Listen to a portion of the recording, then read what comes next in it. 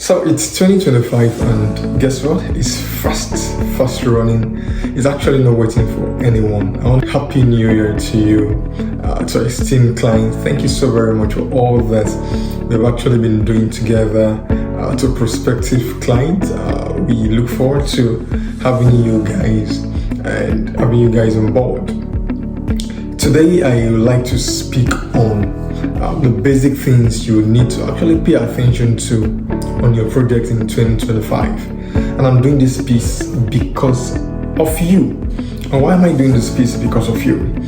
It is because I'm trying to marry the reality of the economy at ship currently, and at the same time what it in turn actually poses to the construction industry.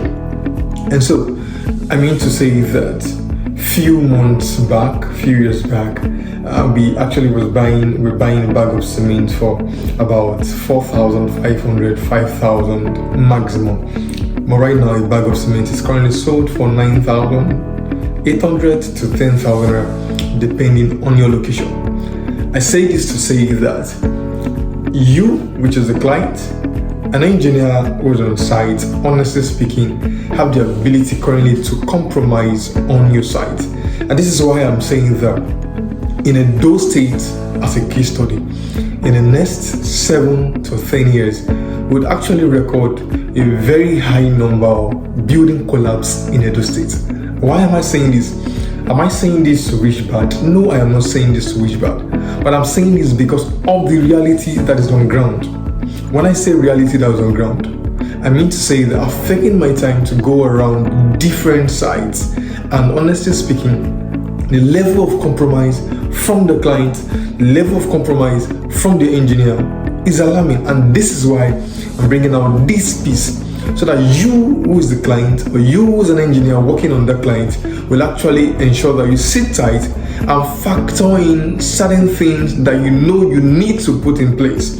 So for example, there are stages where, for example, you needed to use, let's say, 20 lengths of 12 mm rod, probably because of the cost of the materials right now. You may end up using 15, you may end up using 12, but guess what?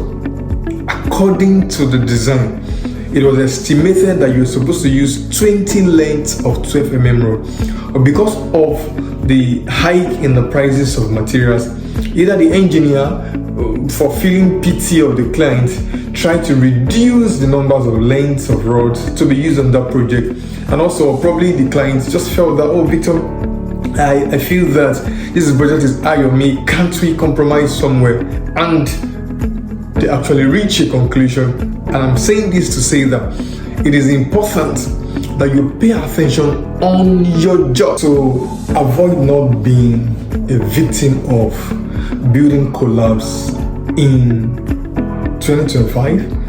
I feel that these few tips I am giving out to you will help you, guide you on your project as you execute your project. First thing first, count your costs. First thing first, count your costs. And so many times we go into build a project without counting our costs. How do I mean? I probably may just see a design online and I love the design. So I just call an engineer and say, okay, fine, not an engineer, I just call someone who I feel knows how to build house, and then I actually present the design to the person not being a professional, because if the person is a professional, the person will guide you through. The person not being a professional we actually just jump on site immediately. Guess what? When you started the job, for example, maybe the first stage of the project, you're supposed to spend, let's say, 7 million rand, and the person did not bring to your notice. And maybe you have a budget of 5 million rand, and all of a sudden, you start the project and you realize the fact that gradually funds is leaving your account and they've not even gotten to the stage that should be executed for that project phase.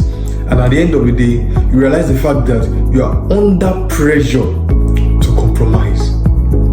As such, the first thing, count your costs. Identify what do you actually want to build. You want to build a bungalow project, you want to build a duplex project, you want to build a bungalow project, how much will it cost you to take it from the foundation to the DPC stage?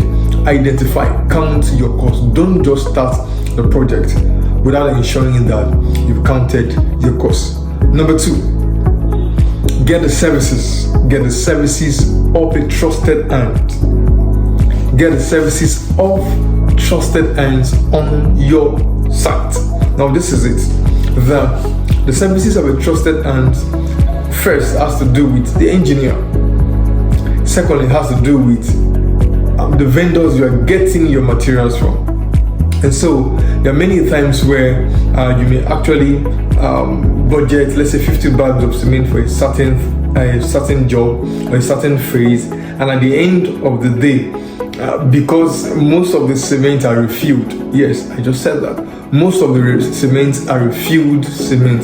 As such, it may end up giving you 45 bags from that 50 bags instead of having the accuracy of that 50 bags. As such, it may also hinder your project. So what you need to do is to ensure that you get your materials from a trusted hand.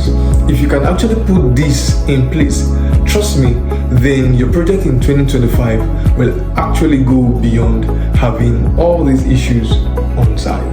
Thank you and God bless you.